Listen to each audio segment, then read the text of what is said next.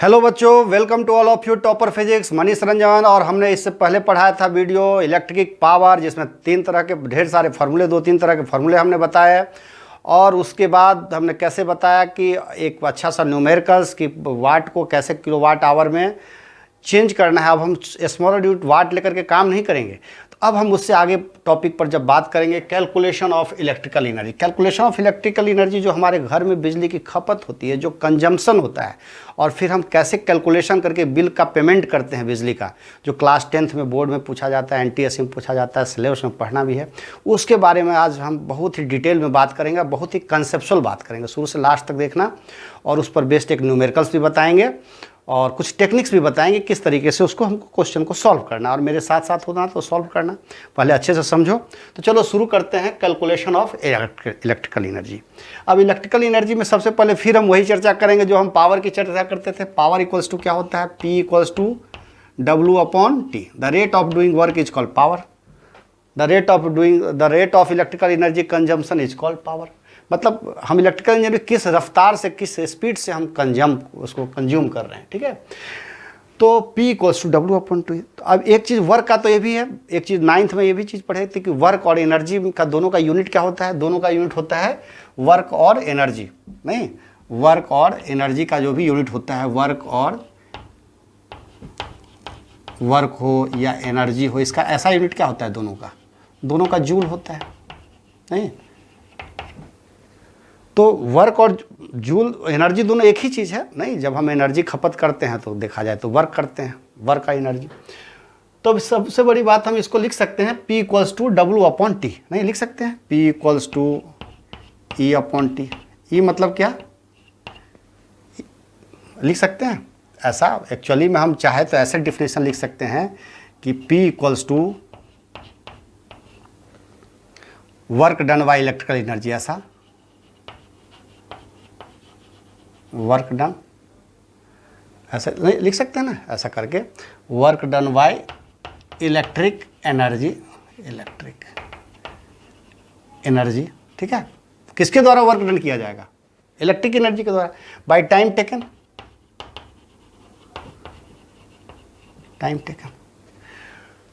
तो इस electrical energy को, इस E को हम ऐसे नहीं लिख सकते,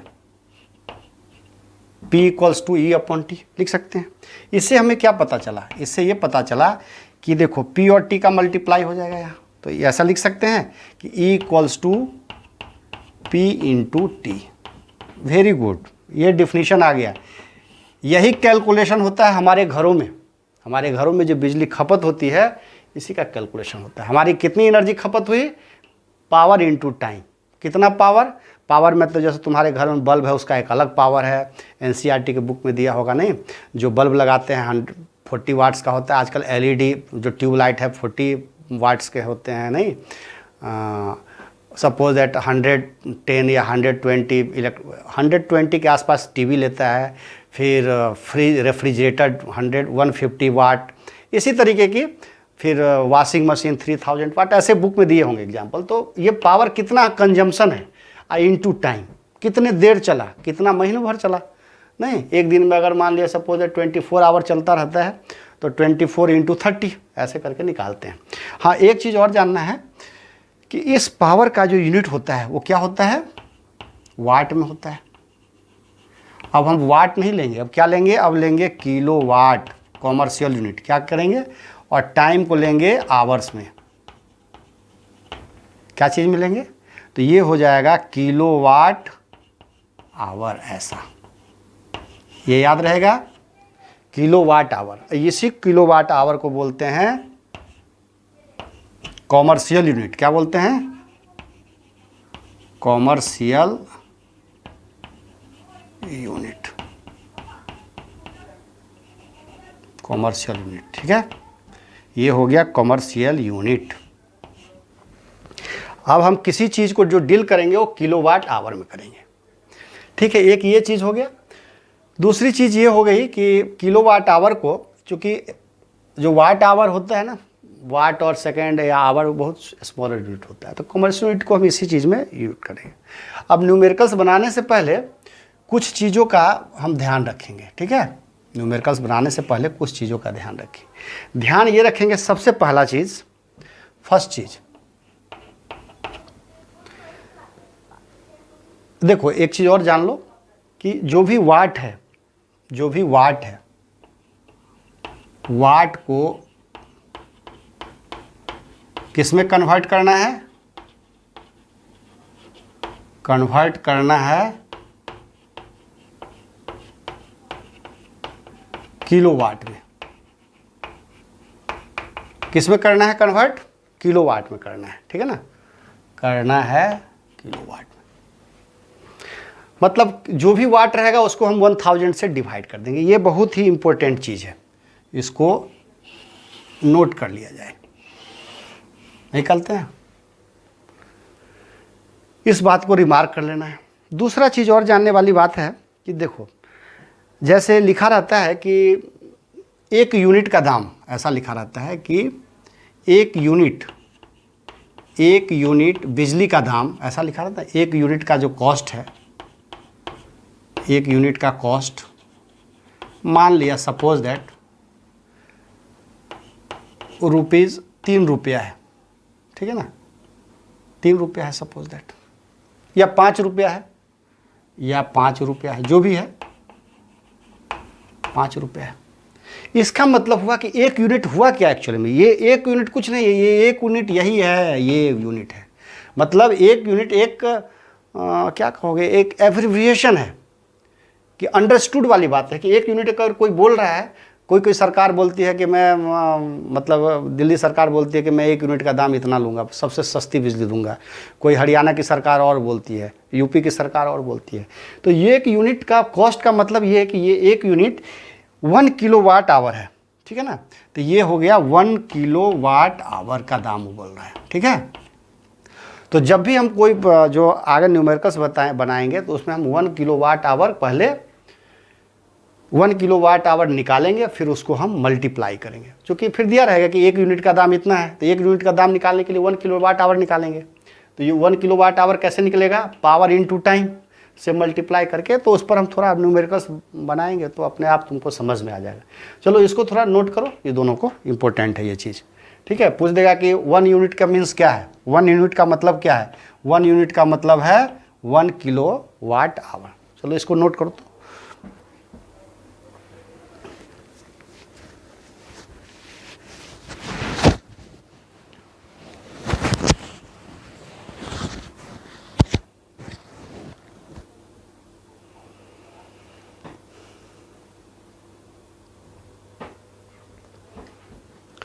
नोट कर लिए? एक न्यूमेरिकल्स लिखो। मान लिया सपोज दैट 3 रुपये 40, हाँ ठीक है, कर सकते हो। ऐसा लिखो, ए बल्ब लिखो, तो a bulb of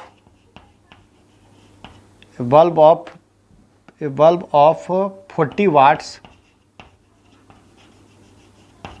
runs for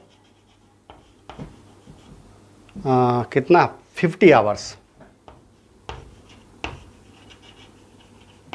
एक बल्ब जो है ना 40 वाट का, वो 50 घंटे तक जलता है, ठीक है। तो हाउ मच, फाइंड, ऐसा, how much electrical energy is consumed.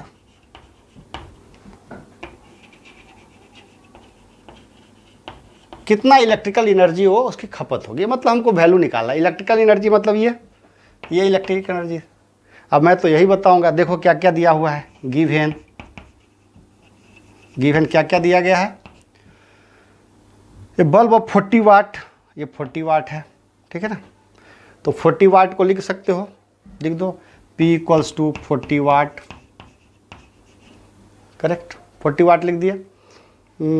और टाइम कितना है, time equals to 50 hours. Find how much electrical energy is consumed. E का वैल्यू क्या होता है, E equals to P into T. नहीं, P का वैल्यू कितना है 40 वाट वाट ही रहने दो, कोई बात नहीं। टाइम 50 आवर, तो ये हो गया 2000, कितना हो गया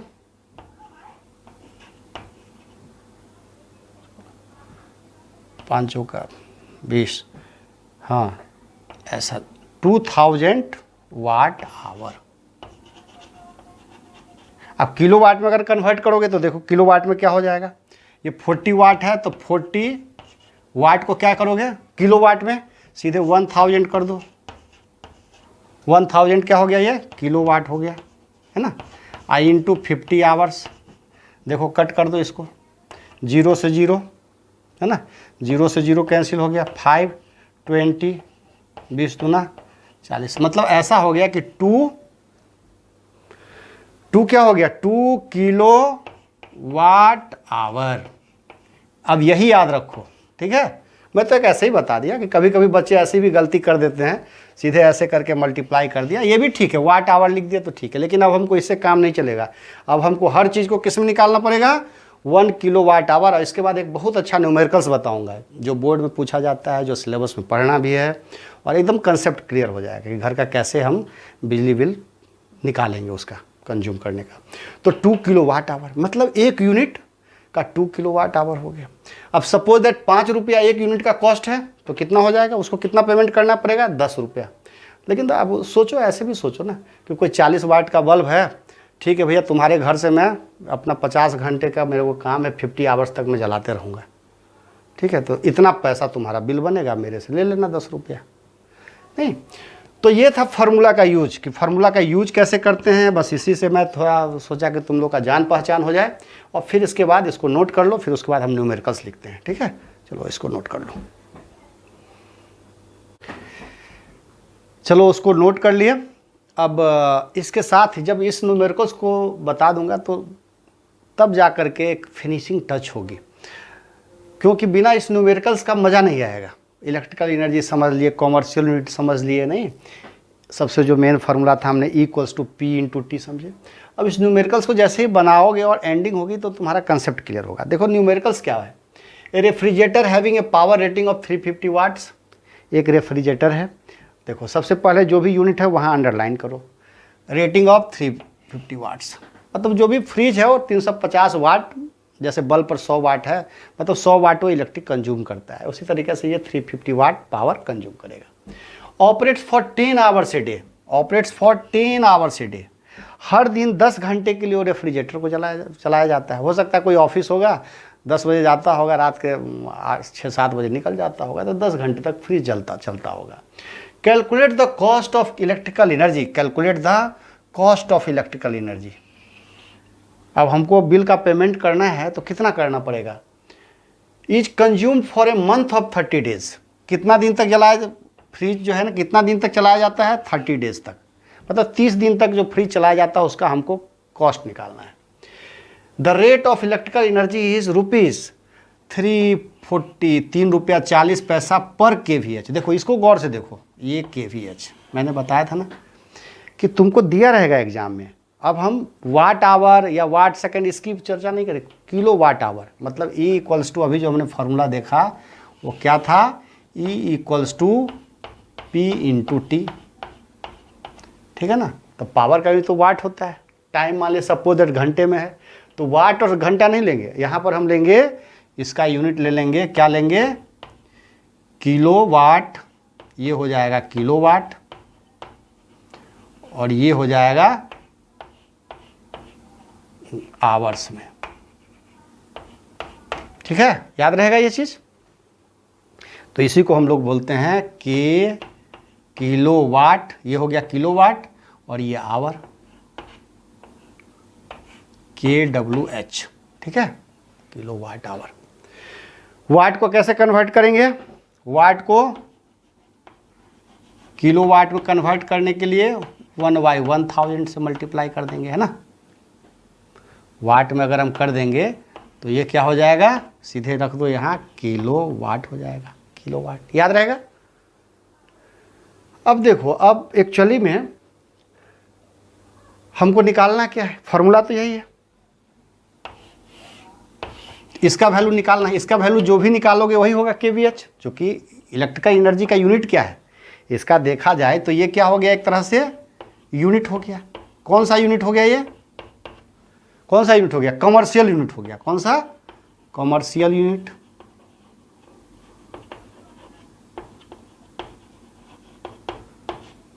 ये कौन सा यूनिट हो गया, कमर्शियल यूनिट हो गया। तब एक यूनिट का दाम 3 रुपया 40 पैसा, तो जितना वैल्यू निकलेगा ई का वैल्यू जो भी आएगा उसको इससे 3 रुपये 40 पैसे से मल्टीप्लाई कर देंगे। नहीं, जैसे हमको आया था पिछले में कि 2 यूनिट आया था, तो 2 यूनिट को हमने 5 रुपये के हिसाब से 10 रुपया हो गया। 3 रुपये अगर यूनिट है तो 6 रुपया हो गया। चलो इस क्वेश्चन को सॉल्व करते हैं, कुछ नहीं करते हैं। देखो ई इक्वल्स टू हमको क्या क्या वैल्यू दिया हुआ है, मुझे वैल्यू दिया हुआ है, ये क्या है, वाट किसका यूनिट था, पावर का। तो गिवन लिख दो, गिवन पावर का यूनिट क्या दिया हुआ है, 350 watt. Operate for a 10 hours a day, time कितना है, टाइम कितना है, 10 आवर्स ए डे, हर दिन 10 घंटा, हर दिन 10 घंटा, 10 hours a day. 10 hours a day का मतलब क्या हो गया, 10 आवर्स कितने दिन तक, अ डे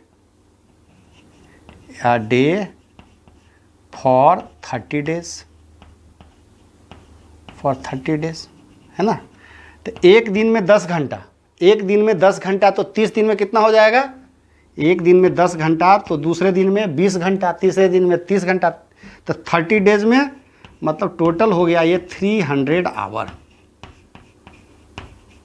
याद रहेगा ये कि हमने 300 घंटे रेफ्रिजरेटर जलाया, 300 घंटा जला। एक महीना में कितना यूज जला, कितना चला, कितना पावर, मतलब कितना घंटा चला रेफ्रिजरेटर, 300 आवर्स। तो हमको किसका वैल्यू निकालना है, ई का। अब इलेक्ट्रिकल एनर्जी का रेट ये है, ई का वैल्यू निकालते हैं अपन, ई इक्वल्स टू वाट। चलो तो ई का वैल्यू निकालें। ई बराबर क्या होता है formula, E equals to P into T होता है। अब हमने बोला पी पावर, पावर को किस में कन्वर्ट करेंगे, सबसे पहले पावर को किलोवाट में कन्वर्ट करेंगे। तो एक काम करते हैं, ये जो पावर है 350 बाई क्या कर देंगे 1000 जैसे ही नीचे करेंगे तो ये क्या हो जाएगा, वो किलोवाट हो जाएगा, ये हो जाएगा किलोवाट। चाहो तो काट सकते हो लेकिन काटना मत फिजिक्स में, ठीक है, जो बता रहा हूँ, क्योंकि सीधे लास्ट में यहाँ कट कुट करेंगे, नहीं तो फालतू में कन्फ्यूजन में फंस जाओगे। फिजिक्स का यही नियम होता है, मैथमेटिक्स में अपना जो चलता है चलता है, फिजिक्स में यही रूल होता है। तो अच्छा रहेगा, सुविधा रहेगी। तो ई पी इक्वल्स टू क्या है, देखो अब ये किलोवाट हो गया, इसका वैल्यू डाल दो 350 अपॉन 1000। दिमाग में तो है ही ये किलोवाट है, तो रहने दो, कोई बात नहीं। आवर्स घंटे, ये भी आवर्स में है, ठीक है, तो इसको रख दो इंटू 300 क्या है आवर्स। तो ये दोनों का वैल्यू क्या हो गया, किलोवाट आवर्स है ना, किलोवाट आवर हो गया। अब देखो कट करते हैं, इसको कट करो, इससे ये कैंसिल, इससे ये कैंसिल, इससे ये कैंसिल। 35 थ्रिक जा 105 किलोवाट आवर। मतलब एक महीना तक हर दिन 10 घंटे अगर एक रेफ्रिजरेटर जिसका पावर रेटिंग 350 है अगर उसको चलाया जाता है तो कितना किलोवाट आवर एनर्जी खर्च होती है, 105। यानी एक हाथ देखा जाए तो 105 यूनिट। इसको तुम ऐसे लिख सकते हो, क्या हुआ इसका मतलब, इसका मतलब हुआ 105 यूनिट, 105 यूनिट जो है ना बिजली खर्च हो गई, ऐसा बोलते हैं, क्योंकि किलोवाट आवर का मतलब है यूनिट, 105 यूनिट। अब एक यूनिट का कॉस्ट देखो यहाँ पर, एक यूनिट का कॉस्ट क्या है, एक यूनिट का कॉस्ट, एक यूनिट का कॉस्ट कितना है, 3 रुपया 40 पैसा रुपीज, 3 रुपया 40 पैसा। तो तुम ही बताओ कि 105 यूनिट, 2 यूनिट का खर्च कितना होगा इंटू 2, 3 यूनिट का खर्च इंटू 3, तो 105 यूनिट का खर्च कितना हो जाएगा। देयरफॉर 105 यूनिट का कॉस्ट जो होगा वो हो जाएगा 3 रुपया 40 पैसा इंटू 105। होगा कि नहीं होगा? बिल्कुल होगा। अब इस सब चीज़ को मल्टीप्लाई कर लो। मल्टीप्लाई तुम करना इसको, देखो डेसिमल से डेसिमल, इसको ऐसे कर दो, ये 100 हो गया, ये 0 से ये 0 काट दो, 105 से 34 में कहीं पर मल्टीप्लाई कर दो, 105 ऐसा, 105 4 पंचे 20, 4 एकाई 4, 5 तिया 15, 5 तिया 15, 10 तिया 30, 31, ठीक है ना। डेसिमल है, मतलब ऐसा हो गया, ये 350 आया और नीचे 10 है ही, ये 10 से 10 कैंसिल, मतलब ऐसा हुआ कि ₹357, यही हो गया आंसर। मतलब उस आदमी को 3 रुपये 40 पैसे के हिसाब से कितना पे करना पड़ेगा? 357 पे करना पड़ेगा, मतलब 357 इतना रुपया जो है उसको पे करना पड़ेगा बिजली पेमेंट या जो भी देना है, ठीक है। तो सबसे पहले हम क्या करेंगे, E = P × T निकालेंगे, लेकिन पावर को जब भी पावर वाट में दिया रहेगा तो किलोवाट में चेंज कर देंगे, ठीक है। टाइम जो होगा वो आवर्स में होगा और जो भी वैल्यू निकलेगा वो एक यूनिट कहलाएगा, मतलब उतना यूनिट कहलाएगा। 1 यूनिट का जो भी कॉस्ट रहेगा उसके साथ इसका मल्टीप्लाई कर देंगे। ऐसे इसी तरीके से 1 यूनिट का कॉस्ट इतना है, 2 यूनिट का कॉस्ट इंटू 2, 3 यूनिट है तो 3, तो 105 यूनिट हमारा खर्च हुआ, तो 105 यूनिट को इससे मल्टीप्लाई कर दिया और जो भी आंसर आया वही चीज़ हो गया। हो सकता है थोड़ा कैलकुलेशन में थोड़ा टिपिकल वगैरह दिए रहते हैं, तो बहुत सिंपल चीज़ है। तो यही है, और होगा तो इसके बाद फिर एक अच्छा सा न्यूमेरिकल्स लेकर के आएंगे, जो भी काफ़ी और अच्छा इम्पोर्टेंट मैं सोच रहा हूँ कि थोड़ा एक और अच्छे से न्यूमेरिकल्स का 2-3 न्यूमेरिकल्स जो काफ़ी कंसेप्चुअल हैं। वैसे तो मैं बहुत अपने पूरे वीडियो में ढेर सारे न्यूमेरिकल्स बताया हूँ, फिर भी मैं चाहता हूँ कि आगे के फाउंडेशन के लिए और कंसेप्ट और अच्छा अगर हो जाए तो देखते हैं। चलो, तो इसको अच्छे से नोट करो। इलेक्ट्रिसिटी का करीब एंड हो गया है चैप्टर, पूरे के पूरे एंड हो गए। कुछ भी हो तो अब मेरे कमेंट्स में जाकर कमेंट्स कर देना। Okay, all the very best.